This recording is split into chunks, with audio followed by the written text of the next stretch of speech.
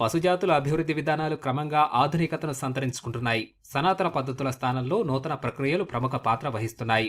ఇందులో భాగంగా అందుబాటులోకి వచ్చిన టెక్నాలజీని అందిపుచ్చుకుని ఆధునిక విధానాలను అమలు చేస్తున్నారు పశుగణాభివృద్ధి సంస్థ నిపుణులు. ఇందులో భాగంగా విజయనగరం జిల్లాలోని పశుగణాభివృద్ధి సంస్థ అధికారులు తాజాగా పిండ మార్పిడి విధానం IVF ET ద్వారా కపిల ఆవులో పొంగనూరు పిండాన్ని ప్రవేశపెట్టారు. ప్రస్తుతం అమల్లో ఉన్న కృత్రిమ గర్భధారణ విధానంతో మేలుజాతుల అభివృద్ధి ఆలస్యమవుతోంది. అంతేకాదు, మేలుజాతుల లక్షణాలు 100% ఎన్నో తరాలకు గాని సంక్రమించటం లేదు. అయితే కొత్తగా వచ్చిన పిండ మార్పిడి విధానం ద్వారా పశుజాతిని త్వరితంగా అభివృద్ధి చేయొచ్చని పశువైద్యులు సూచిస్తున్నారు. ఈ టెక్నాలజీ ద్వారా ఎంపిక చేసిన పాడి పశువును నెల రోజుల పాటు స్వయంగా పర్యవేక్షిస్తారు. వాటి ఆరోగ్య పరిస్థితి అన్ని విధాలుగా మెరుగ్గా ఉందని భావిస్తే యథ సమయం నుంచి 7 రోజులలోపు పిండాన్ని ప్రవేశపెడతామని తెలియజేస్తున్నారు. కేంద్ర రాష్ట్ర ప్రభుత్వ సహకారంతో IVF ఎంబ్రియో ట్రాన్స్ఫర్ టెక్నాలజీ ద్వారా పొంగనూరు పిండాన్ని ట్రాన్స్ఫర్ చేశామండి. ఆవులో చింతలదీవి నెల్లూరులో NKBC అంటే నేషనల్ కామధేను బ్రీడింగ్ సెంటర్ అనే ఫామ్లో పిండాన్ని ఎలా ఆవులో ప్రవేశపెట్టాలి అనే దాని మీద మాకు అక్కడ ట్రైనింగ్ ఇప్పించారు.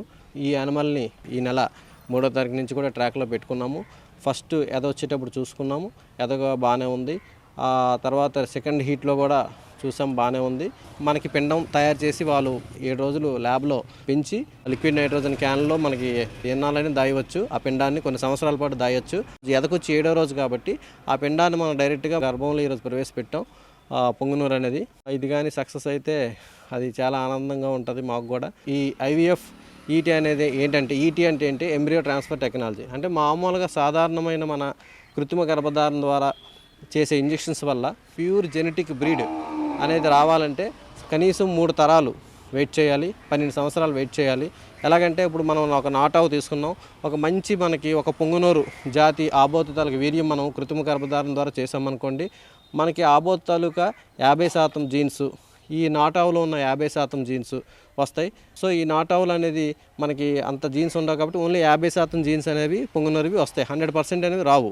ఎందుకంటే తండ్రి దగ్గర నుంచి ఒక 50%, తల్లి దగ్గర నుంచి ఒక 50% అనేది వస్తుంది మన పుట్టే పిల్లలకి. 3 సంవత్సరాలు అయిన తర్వాత మళ్ళీ అదే పెద్దదైన తర్వాత మళ్ళీ సేమ్ దానికి పొంగనూరు వేసామనుకోండి, వేస్తే అప్పుడు ఆల్రెడీ పుట్టిన పైకి 50% ఉన్నాయి జీన్స్, మళ్ళీ 100% మనం వేస్తున్నాం. సో ఈ 100లో 50 వస్తాయి, ఈ 50లో 25 వస్తాయి, అంటే 75% వస్తుంది. సో అది మళ్ళీ పెద్ద పెరిగి మళ్ళీ 3 సంవత్సరాలు అయిన తర్వాత మళ్ళీ దానికి మనం 100% వేస్తే 100లో మళ్ళీ 50, ఈ 75లో మళ్ళీ సగం వస్తుంది, అంటే 87.5. మళ్ళీ 87.5కి మళ్ళీ 100 వేస్తే అందులో 50, ఈ 87.5లో సగం 43.5, మొత్తం 93.5. సో ఇలాగ 4 తరాలు పడుతుంది. అంటే సుమారు 95% ప్యూరిటీ రావాలంటే మనకి 4 జనరేషన్స్ అంటే 12 సంవత్సరాలు పడుతుంది. కానీ దాన్ని ఇప్పుడు అధిగమించి ఒక్క తరంలోనే 3 సంవత్సరాల్లో మనం అనుకుంటున్న పొంగనూరు 100% ప్యూర్ జెనెటిక్ రావాలంటే ఓన్లీ ఈ IVF ET ట్రాన్స్ఫర్ ద్వారా అవుతుందని గవర్నమెంట్ ఇప్పుడు హైయెస్ట్ టెక్నాలజీ అండి ఇది. రైతాంగం నుంచి మాకు వచ్చిన కంప్లైంట్, సార్ మా పాడి పశువి ఎదకొస్తుంది బట్ ఇంజెక్షన్ చేపిస్తున్నాము, చూడి కట్టడం లేదు అని రైతు విసిగిపోయే పరిస్థితులు కూడా కొన్ని సందర్భాల్లో మేము చూసాము. అలాంటి వాళ్ళకి అంటే ఇది అద్దె గర్భంలో పిండాన్ని పెడతామన్నమాట. సో చూడి కట్టాల్సిన అవసరం లేదు. ఆల్రెడీ పిండం మనం తయారైనటువంటి పిండము, ఆ పిండాన్ని తీసుకొచ్చి పాడి పశువు రెగ్యులర్గా ఎదకొస్తే సరిపోతుంది. ఎద పూర్తయిన తర్వాత 7వ రోజున మనం 7 రోజుల వయసు ఉన్నటువంటి పిండాన్ని ఆ గర్భాశయంలో ప్రవేశపెట్టడం జరుగుతుంది. ముఖ్యంగా దీనివల్ల ఏంటంటే స్వచ్ఛమైనటువంటి పొంగనూరు జాతి కావాలంటే మన పాడి పశువుల నుంచి వరుసగా 7-8 తరాల వరకు మనం ప్రయత్నం చేస్తే తప్పితే మనకు ప్యూర్ అనేది రాదు. బట్ ఇక్కడ ఒక్కసారి ఒకే ట్రిప్తో మనం ప్యూర్ పొంగనూరు జాతి దూడని మనం పొందే అవకాశం ఉంది. జిల్లాలోని జామీ మండలం ఆలమండ గ్రామానికి చెందిన ఔత్సాహిక పాడి రైతు వెంకట్రావుకి చెందిన కపిల ఆవులో అధికారులు పిండ మార్పిడి విధానాన్ని ఆచరించారు. ఆవు గర్భంలో పొంగనూరు పిండాన్ని ప్రవేశపెట్టారని, ఆవు ఆరోగ్యంగానే ఉందని రైతు చెబుతున్నాడు. ఈ ఆవు ఫస్ట్ ఇక్కడ మా గ్రామం తీసుకొచ్చాడు అలమండ.